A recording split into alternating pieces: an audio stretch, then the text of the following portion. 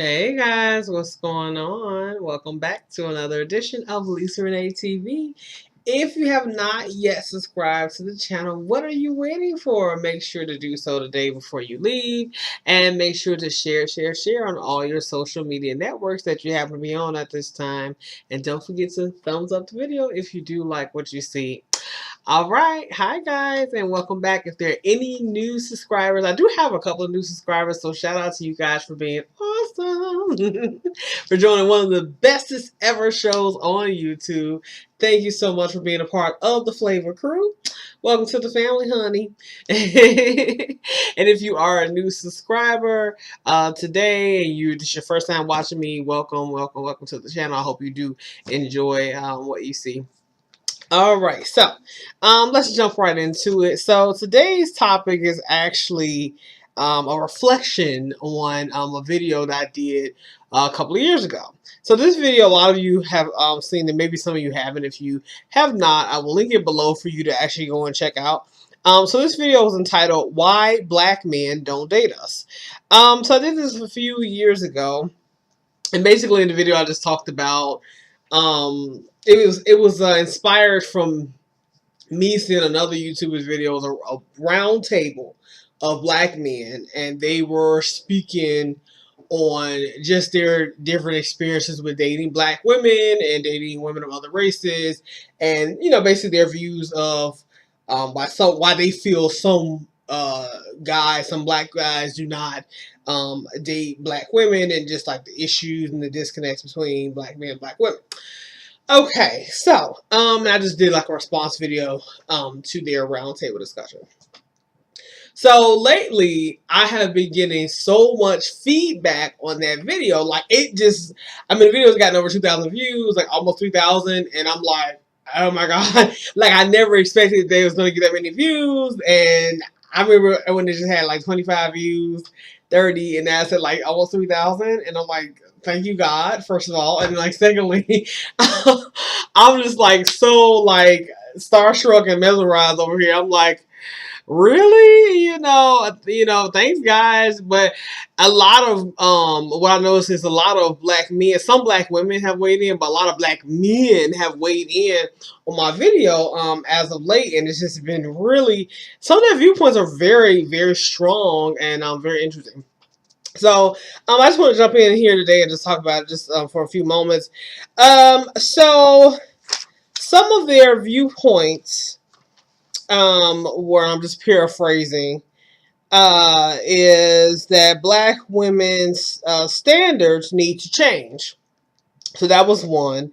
And then another one was that we need to be quiet. And like one douchebag was like, oh, black women get married. Black men marry black women, only quiet ones though. I was like, I think he was just being like a troll. So I'm like, okay, you're a non-factor. And then another one was that many black women are loud, rude, have attitudes. And that's like the stereotypical. I mean, don't we hear that a lot, ladies, that you're loud and you're rude and have a bad attitude. Black people black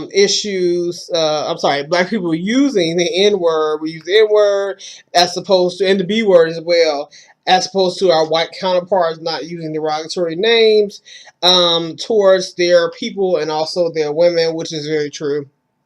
So let's discuss those viewpoints for a second. So as far as the whole black women need to be quiet thing, I think that's just like a guy who said he sounds like he's sexist.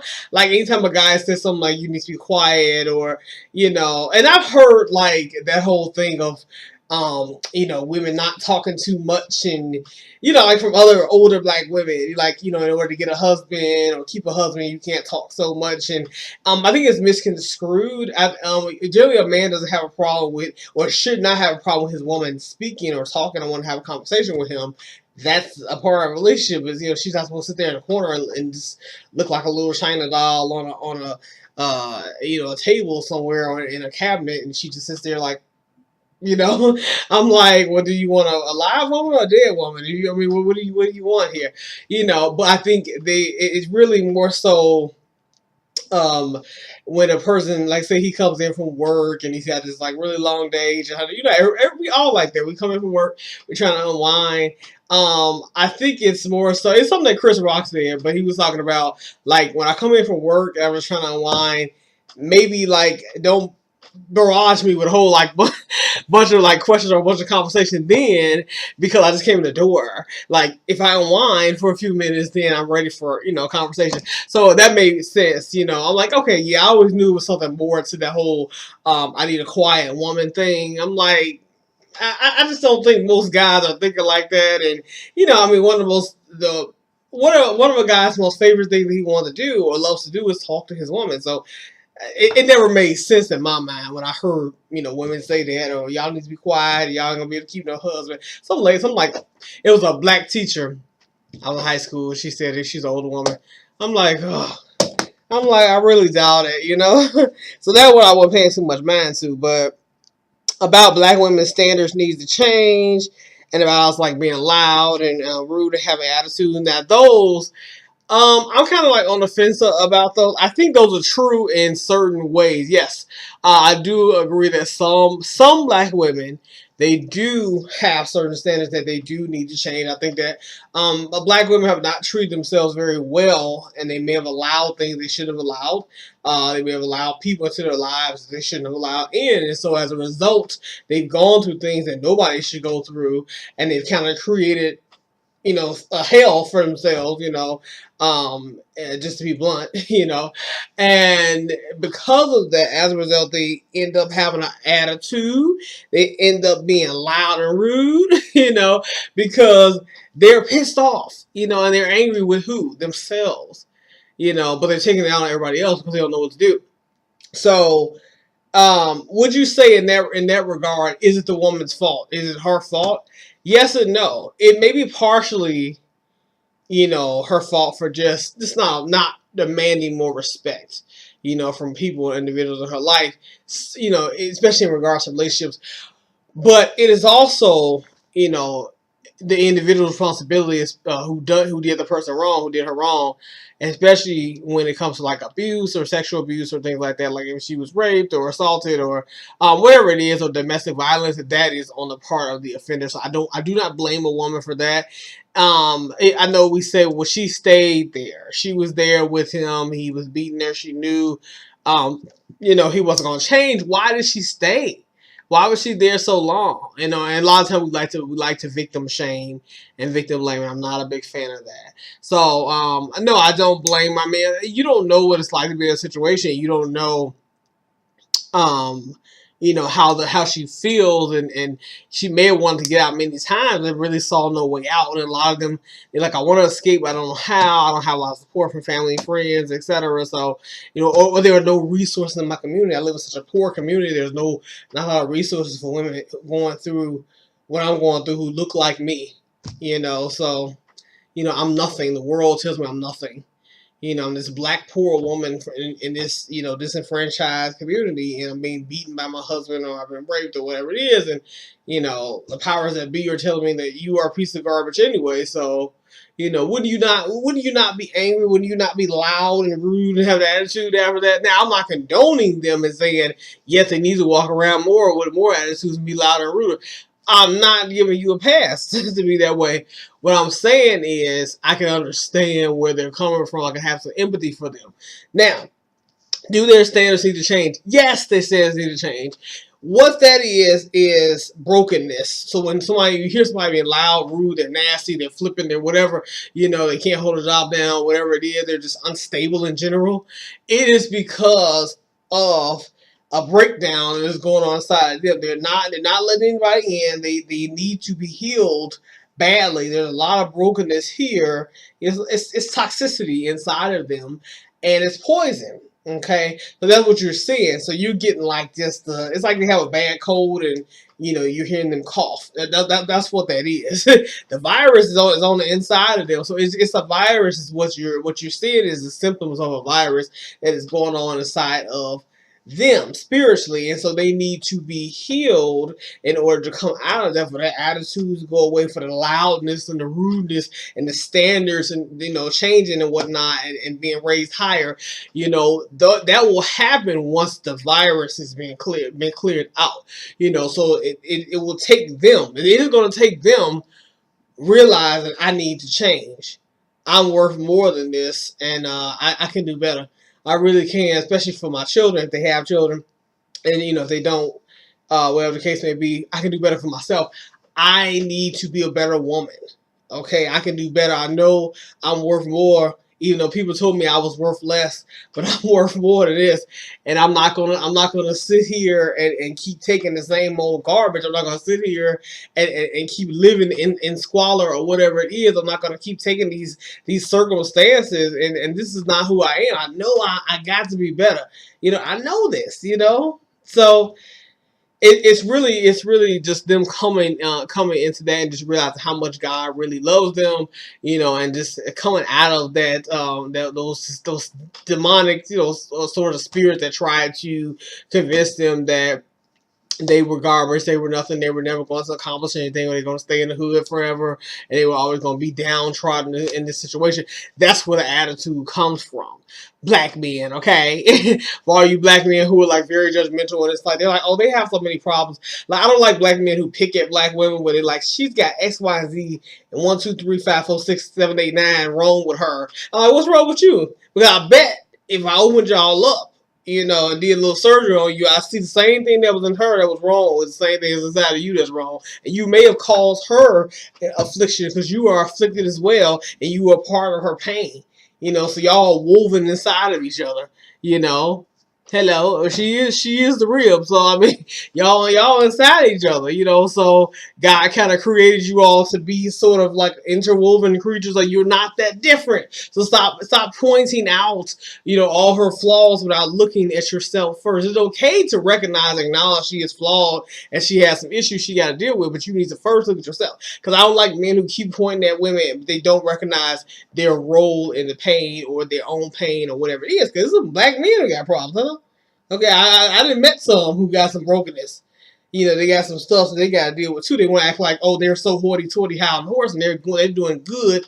They're like, I wouldn't change my life. I'm just fine, fine, fine. Okay, in my Mary J. Blige voice, But this black woman over here, she needs to do this, that, and third. She's loud, she's rude, she's rude. And I'm like, what about you? You doing so well? You doing good? I'm like, come on, cut the bull. Cut the bull, baby. You can't fool me. And about black people using the N word as opposed to the white counterparts, and them calling they women, black people calling women bitches and hoes and stuff inside of rap music.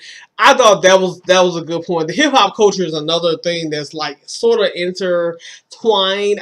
Hip hop is not the total blame for the mistreatment of black women or whatever it is, but I think it plays a role in a sense, because I think it just hip hop is doing nothing but mirroring what is already inside of people, in our society or in our culture, and so who is responsible for hip hop? Not the artists, the people, and then the artists are people who are coming from a certain background, and they're just telling their story. And so, I mean, if where they come from, women are bitches or bitches or whatever, or they refer to women like that, then that's what you're gonna get in that music. So I mean, you can't expect something from nothing.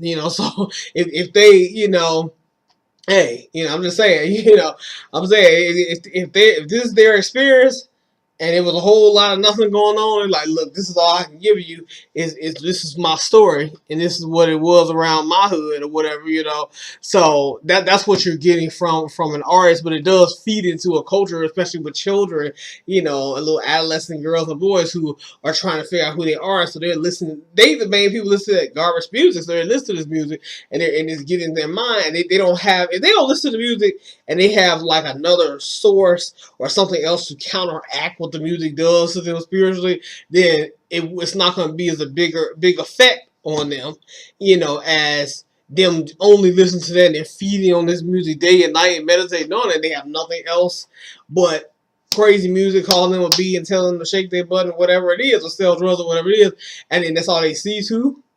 So they have nothing else but crazy, sort of like infested music. That's it's like sin infested sort of, or celebrating a certain kind of culture, And then a lot of times the entertainers be doing it for just entertainment. A lot of times they talk about lifestyle that they used to be in or wouldn't dare be a part of. They thinking about that because that's what mainstream wants.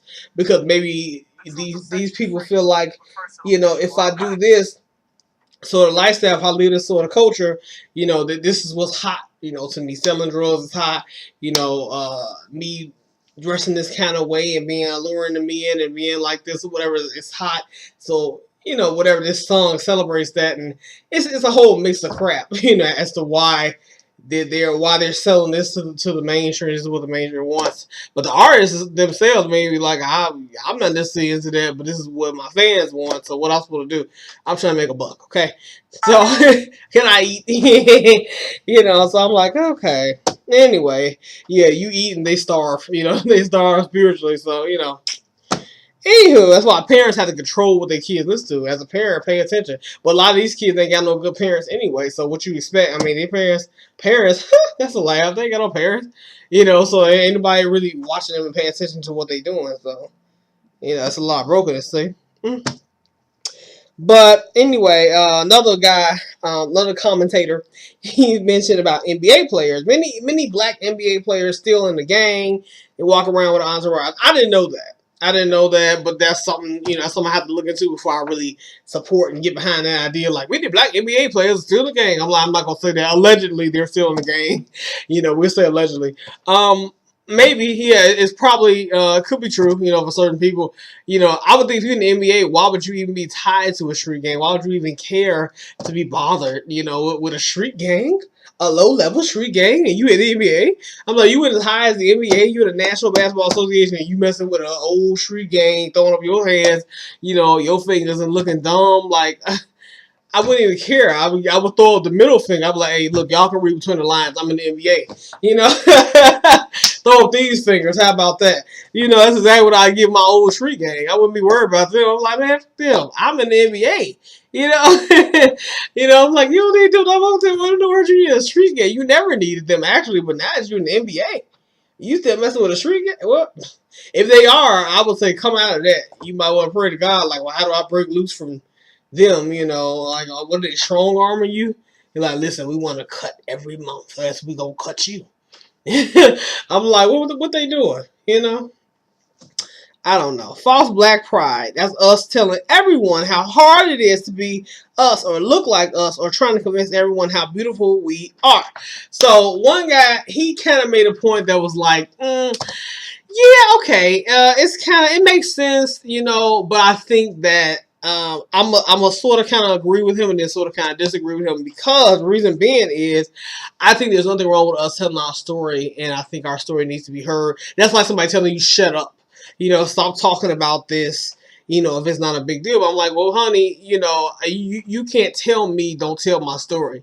So yeah, I'm a black woman. I had struggles or whatever with my beauty and feeling beautiful and who I am, and yeah, I'm gonna tell the world because the world needs to hear it. Make me feel shame. Some of them, who can cause me shame. So I don't think it's anything wrong with us expressing ourselves. I don't know what he's talking about. I'm like, what is the problem? So, but I think in another way he's saying, stop pretending like, one minute you want to embrace your natural beauty, another way you want to say, oh, it's so ugly, what was me? So in that regards, I agree with him. If that was his point that he was trying to make, I was trying to get a clear, trying to decipher, like, what is his point he's trying to say? Is he telling you to shut up talking about this, or he's saying y'all need to figure it out? I think he's saying y'all need to figure it out. Now that I think about it, so he confused me. But I think he's trying to put over to you to just think and figure out, like, how do you feel about yourself? Do you think you're beautiful, or you don't think you're beautiful? If you do, you should think you're beautiful and embrace whatever God gave you. A big nose, if you have big nose, the big lips, the kinky hair, embrace that. And I think more women today are wearing natural hair more than ever. So, like, what are you talking about? Like, we do think that we, beautiful. So I'm like, I don't think they're having a problem embracing anything. Anyway, but I did just want to go over a few points that I saw a few commentators made. Y'all go watch that video and y'all can go down in the comments and agree or disagree with them. So our biggest issue and disconnect with each other is lack of love. We don't love and respect each other. That's my personal opinion. I just think that that's the problem. That's what I'm getting at all these comments. Like, it's just not enough communication between black women, black men. Nobody's really listening. They're just they're hearing is going in one ear out the other, and everybody wants to talk and be right, and nobody wants to listen. That's why divorce rates, were higher, so I don't know how the rates are now. I hope they lower, but they got high because of that. Like, you don't listen to each other. You just want to be right. Everybody focus. I'm gonna be right. I'm gonna be right. I'm like, it ain't about being right. It's about loving each other right. And trying to do right by each other. So I'm gonna leave you with a few verses here just for a little spiritual feeding throughout the week. So Ephesians 4:2, be completely humble and gentle, be patient, bearing with one another in love. So I absolutely love that. It embodies the whole message here I was trying to get over to you. Just be patient with each other, just be gentle, love each other. 1 Peter 4:8. Above all, love each other deeply, because love covers a multitude of sins. It does. And you're going to need that for those of you who want to be married. You got to remember that one. I'm not saying condone things that are unacceptable, but just, you have to be more forgiving if you're going to try to be married to somebody. John 15:12. My command is this: love each other as I have loved you. Simply put, that's all God wants you to do. Like, just love each other. It don't have to be a big battle. It's not that hard. Just love each other. That's all I want you to do. So the underlying mantra and theme within each verse is what? Love. Simply put, it's all about love. And we just have more of that. I think this breakdown and communication that we have with each other, it wouldn't even exist. So that's just my, food for thought for the week, should I say. I want you guys to, well, the weekend is approaching, isn't it? Today is Wednesday. Yeah. Yeah, but I want you guys to just take this and enjoy this over the weekend. I hope you gained some inspiration from it. Definitely like, comment, share this video, subscribe, all that good stuff. And let me know what you think. I would love to hear your thoughts on the subject matter. Go visit the other video if you haven't seen it, and drop some comments there as well. And that's all I have for you guys. Well, you guys have a great and beautiful, blessed weekend, and I will talk to you later. Bye.